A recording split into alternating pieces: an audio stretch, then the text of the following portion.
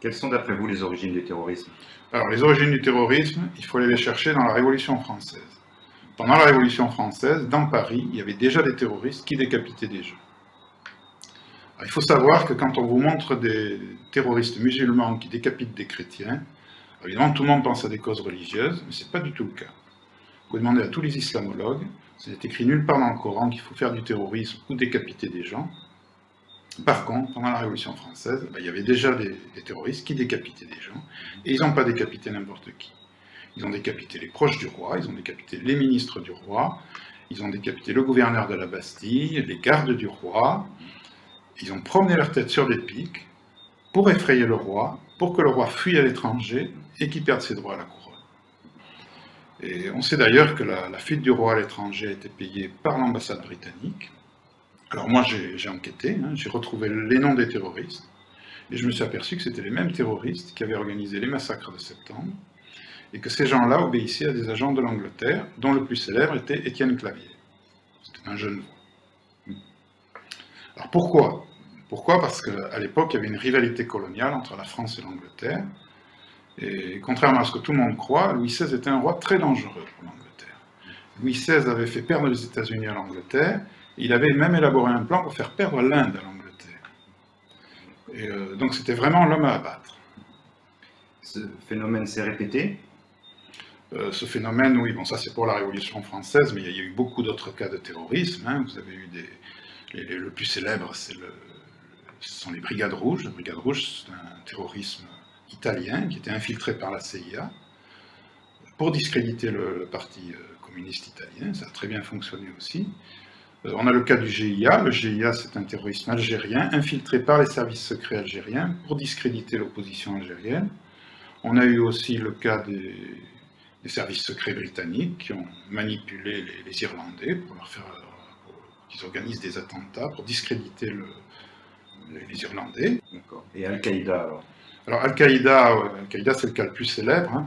Al-Qaïda, c'est une internationale djihadiste qui a été créée par la CIA, ça a d'ailleurs été reconnu par Hillary Clinton.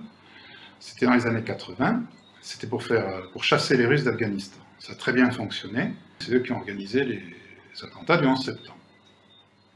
Alors, évidemment, les Américains nous disent que Al-Qaïda s'est retourné contre eux, qu'ils n'ont pas vu le coup venir. Alors qu'ils se soient retournés contre eux, moi je veux bien, mais qu'ils n'aient pas vu le coup venir, ça, on sait que c'est faux. On sait que c'est faux, puisque... Alors ça, c'est officiel. George Bush a reçu un rapport de la CIA qui le prévenait de ces attentats. D'ailleurs, nos services secrets ont prévenu la CIA. Les Américains étaient au courant que les avions pouvaient être utilisés comme projectiles sur des bâtiments. Ils étaient au courant des compagnies aériennes qui seraient attaquées. Ils étaient au courant que c'était Ben Laden qui organisait tout ça. Ils étaient au courant de beaucoup de choses. Et d'ailleurs, ils ont eu l'occasion d'arrêter Ben Laden à 5 reprises. Et à chaque fois, ils ont annulé les opérations pour des raisons tout à fait futiles. D'ailleurs, on sait aussi que après les attentats du 11 septembre, le FBI a organisé des attentats terroristes, des faux attentats terroristes. Ils ont infiltré les milieux musulmans américains pour organiser des faux attentats sur le territoire américain. Et ça, on en est absolument sûr, puisqu'on a le témoignage de Mike Jarman, qui est un ancien du FBI, et qui raconte tout ça en détail. Il suffit de regarder l'émission Envoyé spécial, je crois que c'est celle du 12 février 2015. Et ça, c'est vraiment public. L'actualité, c'est bien sûr l'État islamique. Oui, alors l'État islamique, c'est à peu près pareil. On sait que l'État islamique est né dans les prisons américaines. Les Américains ont mélangé dans leurs prisons les plus dangereux terroristes avec les autres prisonniers. Alors évidemment, qu'est-ce qu'ils ont fait? Ils ont formé d'autres terroristes. Et non seulement ils les ont mélangés, mais ils leur ont permis de se déplacer de cellule en cellule pour former d'autres terroristes. Et en plus de ça, ils les ont libérés. Et ça a d'ailleurs été reconnu par le directeur des prisons américaines. Il s'appelle Douglas Stone, il a reconnu, nous avons fait de nos prisons des universités de djihadisme. Alors tout ceci n'a pas été fait par hasard, puisqu'on a aussi retrouvé un rapport de la NIC, c'est un rapport de 2004, qui montre que dès 2004, la NIC avait déjà prévu l'extension du terrorisme dans la région et la création d'un État islamique. Donc quand les Américains ont créé ces écoles de djihadisme, ils savaient très bien comment ça finirait. Quelles sont, à votre avis, les raisons de ce type de stratégie mortifère? Alors, ces stratégies, bon, les causes sont toujours économiques, si vous voulez. Pour Al-Qaïda, bon, on a bien vu que ça a servi à envahir l'Afghanistan. L'Afghanistan, c'était pour sécuriser un oléoduc. Ça a servi aussi à envahir l'Irak. Bon, l'Irak, bon, tout le monde parle du pétrole, mais l'Irak, à mon avis, c'est surtout par rapport au dollar, parce que Saddam Hussein vendait son pétrole en euros. Et tout le monde sait bien que le dollar ne tient que par le pétrole. Évidemment, si Saddam commence à vendre son pétrole en euros, là, ça va faire chuter le dollar, et c'est la fin du dollar. Donc c'était inadmissible. Alors surtout, ça a servi à espionner le monde entier. L'Europe est obligée de se laisser espionner, parce que si vous ne vous laissez pas espionner, ben, vous êtes complice des terroristes. Une espèce de chantage. Alors pour l'État islamique, c'est à peu près la même chose. L'État islamique, le principe, c'est d'allumer un feu quelque part pour mettre la pression sur les États voisins et pour obtenir des avantages économiques. On est toujours dans la quête d'avantages économiques. Alors on a un très bon exemple, c'est l'Irak.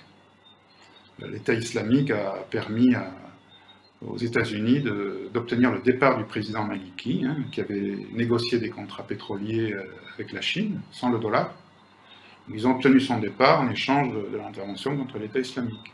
Ça a servi aussi contre l'Iran. Les États-Unis ont obtenu des accords pétroliers, des accords nucléaires avec l'Iran, en échange de l'intervention contre l'État islamique. Ça a servi... alors pour la Syrie, là, ça va être beaucoup plus compliqué, parce que la Syrie, c'est une histoire de gazoduc. Les États-Unis veulent construire un gazoduc entre le Qatar et l'Europe pour concurrencer le gaz russe. Et Bachar ne veut pas. Et là, ça va être beaucoup plus compliqué, parce que là, les Russes ne vont pas se laisser faire. Il y a leurs intérêts économiques qui sont en jeu, donc l'affaire n'est pas jouée. Si vous voulez, c'est un peu comme si moi, j'allumais un feu en bas de chez vous, et puis après je sonne à la porte pour monsieur, si vous ne payez pas, ben j'éteins pas l'incendie. Évidemment, vous payez, c'est normal. Ce sont des méthodes mafieuses. Quelles sont vos sources pour ces accusations graves? La méthode mafieuse, c'est surtout c'est une guerre économique, si vous voulez. C'est une guerre économique où tous les coups sont permis. C'est ça qu'il faut comprendre. Alors, mes sources. Dans mon livre, je cite 350 ouvrages. Je cite 350 ouvrages qui sont essentiellement soit des ouvrages de mémorialistes, c'est-à-dire des témoignages, soit des travaux d'historiens. J'ai remarqué que la plupart des historiens se concentrent sur une seule période ou sur un seul personnage, et qui n'ont pas la vue d'ensemble.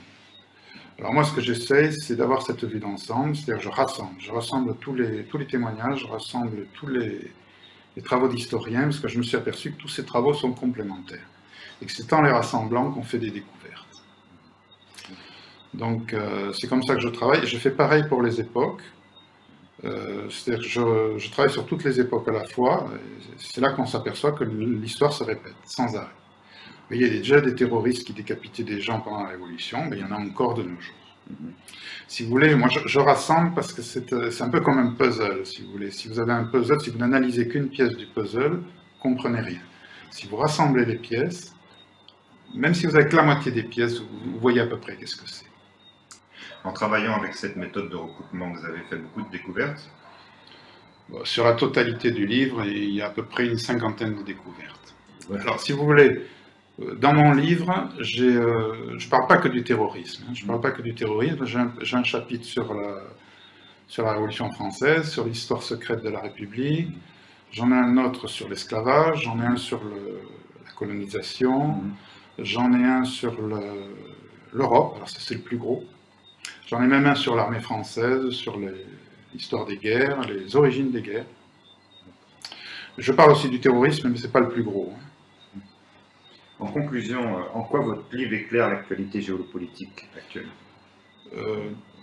Je veux dire, concernant le terrorisme, ce que je peux vous dire, c'est que le point commun qu'on peut trouver dans tous ces terrorismes que j'ai énumérés, c'est qu'à chaque fois on a affaire à un terrorisme d'État.